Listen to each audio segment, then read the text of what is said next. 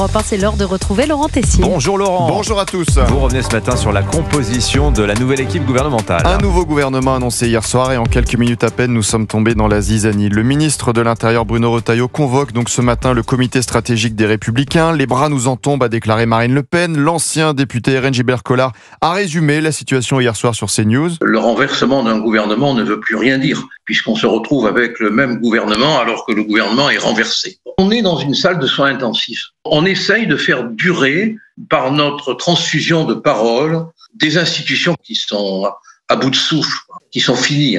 La seule solution maintenant, ce serait de redonner la parole au peuple. Et pourtant, Emmanuel Macron nous avait fait de belles promesses lors de ses vœux le 31 décembre dernier. Je nous souhaite pour 2025 d'être unis, déterminés et fraternels.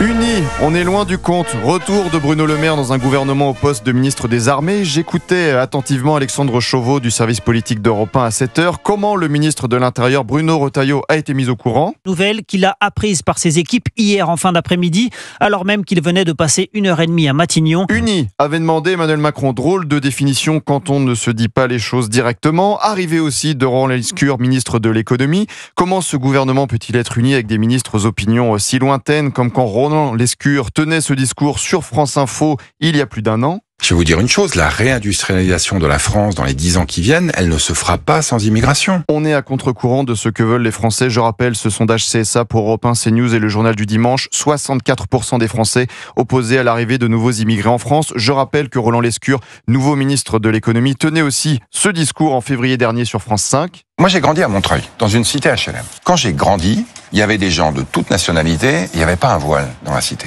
J'y suis retourné récemment.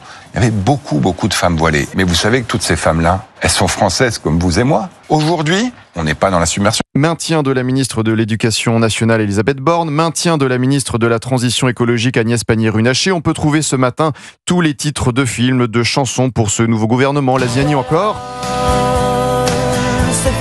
Il ne faut pas oublier le point de départ, ces mots d'Emmanuel Macron le dimanche 9 juin 2024. Une fièvre qui s'est emparée ces dernières années du débat public et parlementaire dans notre pays. Un désordre auquel je n'entends rien céder.